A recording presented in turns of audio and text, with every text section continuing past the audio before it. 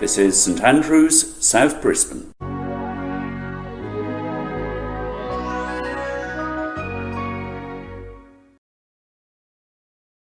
Lent is designated as a period of preparation for Easter. So I'm going to draw from a couple of experiences in what I say now. I've been trying to revive our presence at Brisbane State High School. There's an Easter theme in itself. At our session on the 27th of March, Abby, who is in year 10, asked if Jesus knew that he was going to be resurrected. I set great store by people's questions. Of course, they can be red herrings, but generally they show that people are engaging, and the questions are an indication of where people are at. I had to think on my feet and come up with an answer to Abby's question. What would you have said?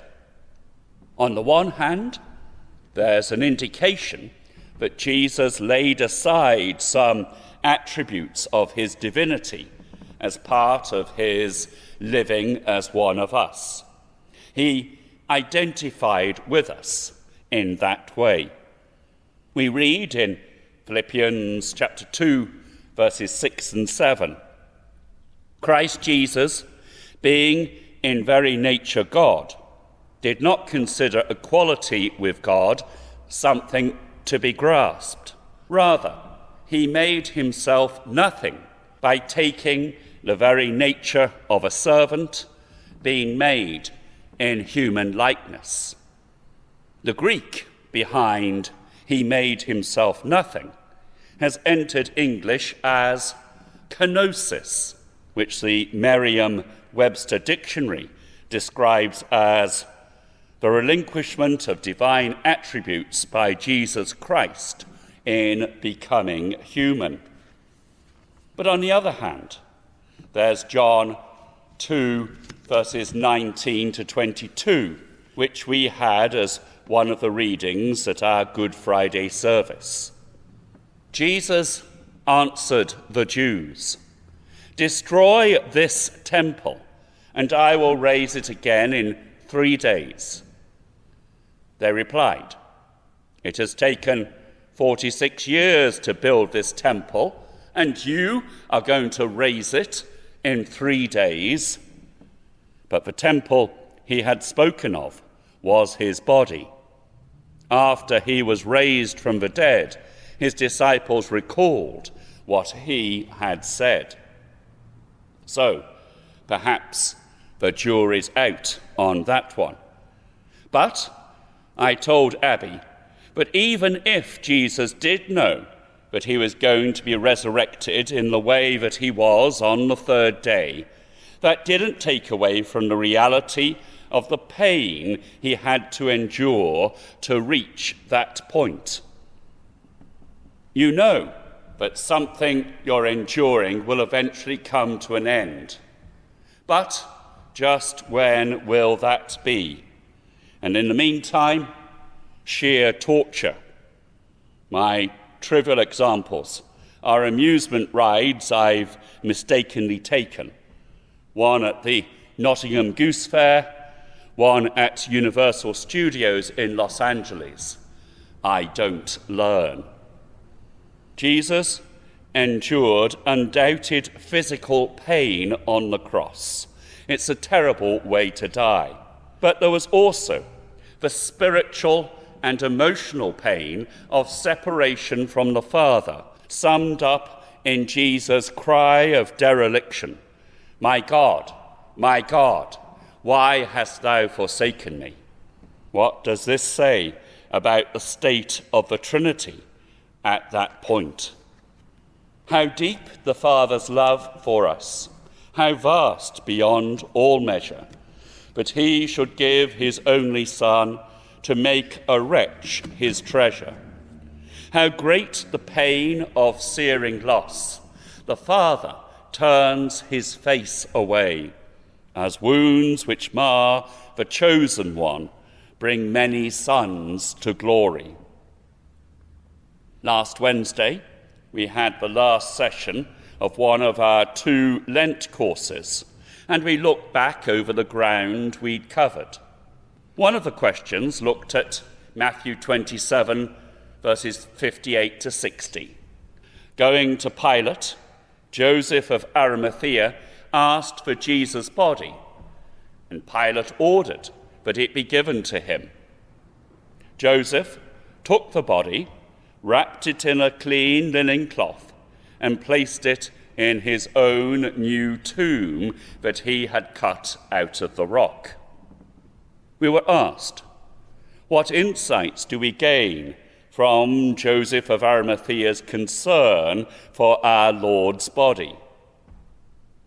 Clearly, the body was important.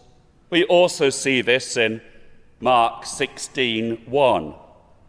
When the Sabbath was over, Mary Magdalene, Mary, the mother of James, and Salome bought spices so that they might go to anoint Jesus' body. But they were thwarted in this, as the angel told them, "You are looking for Jesus, the Nazarene, who was crucified. He has risen. He is not here. See the place where they laid him." Mark 16:6. The tomb was empty. Certainly there was no body. I think this dilemma for the authorities is well depicted in the 2016 film Risen. I recommend it as holiday viewing. Jesus had a resurrection body, as we will have a body at our resurrection. On returning from a funeral, an undertaker in England expressed surprise that I don't believe in reincarnation. No, I don't believe in reincarnation. I believe in resurrection, and Jesus sets the standard in this. As part of the funeral service, we say, "We here commit the body of our dear brother to the ground, earth to earth, ashes to ashes, dust to dust, in the name of our Lord Jesus Christ, who died and was buried and rose again for us, and who shall change our mortal body, that it may be like his glorious body." Last weekend, I was in Canberra, catching up for the first time with friends I'd known when I lived there 20 years ago. I talked about the Holy Land with one of them. I'd had a better visit there than he had. I'd had Jesus' birthplace all to myself, and it was nearly the same in the tomb in the Church of the Holy Sepulchre. We agreed that Galilee was easier to visit. As I put it, even if a particular event didn't take place in that exact spot, it would have been within cooey of it, and Jesus would have looked at those hills. Jesus was a real person who lived in a real place, Palestine. So there are facts to do with this, and it's natural and right that people should take an interest in this, asking questions. seeking to know more. Jesus' birth marked the intersection of the human and divine, and this continues after his resurrection. He remains human and bears his battle scars. An Ascension-Tide hymn has these lines: "Him, though highest heaven receives, still he loves, the earth he leaves. Though returning to his throne, still he calls mankind his own. See, he lifts his hands above. See, he shows the Prince of Love. Hark, his gracious lips bestow blessings on his church below." I've mentioned Glenn Scrivener before. He's an Australian and a Church of England clergyman. I've watched an interview on the Speak Life YouTube channel that Glenn did with Hatun Tash. Hatun is a convert from Islam to Christianity and has been punched, kicked and stabbed at London's Speaker's Corner for this. She said, "The one who has holes in his hands, the one who has holes in his feet, the one who put himself on the cross for me, is worthy enough for the whole world to know his glorious love, for the whole world to know how beautiful and delightful my Lord is." She continues, "The God of Islam is not personal, is not relational. God doesn't have fellowship with the first man and woman. He's not going to fellowship with his creation at the end."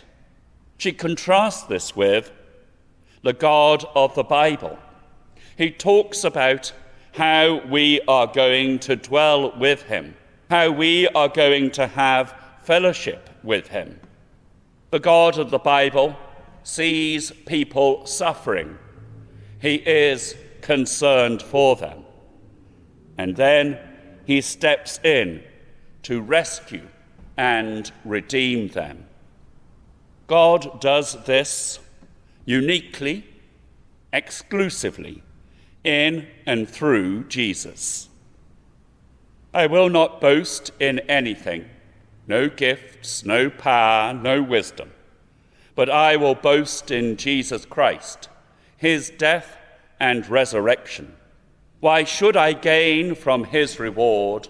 I cannot give an answer, but this I know with all my heart: his wounds have paid my ransom."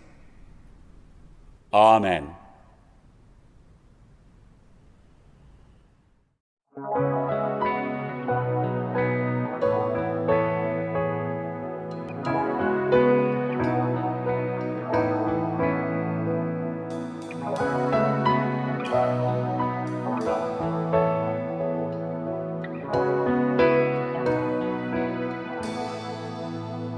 How deep the Father's love for us, how vast beyond all measure, that he should give his only Son to make a wretch his treasure. How great the pain of searing loss! The Father turns his face away, as wounds which mar the chosen one bring many sons to glory.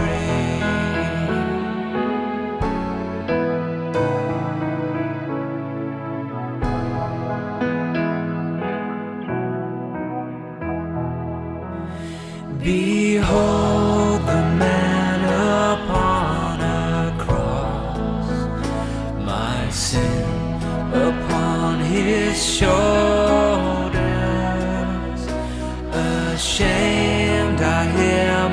my mocking voice call out among the scoffers. It was my sin that held him there until it was accomplished. His dying breath has brought me life. I know that it is finished.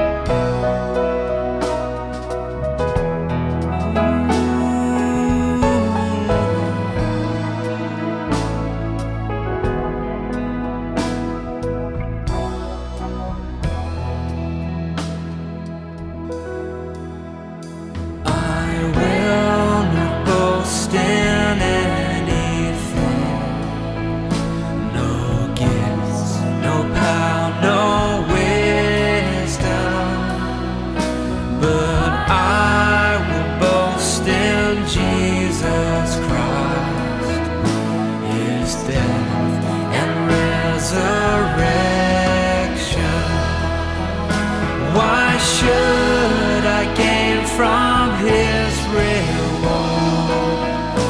I cannot give an answer, but this I know with all my heart: his wounds have paid my ransom.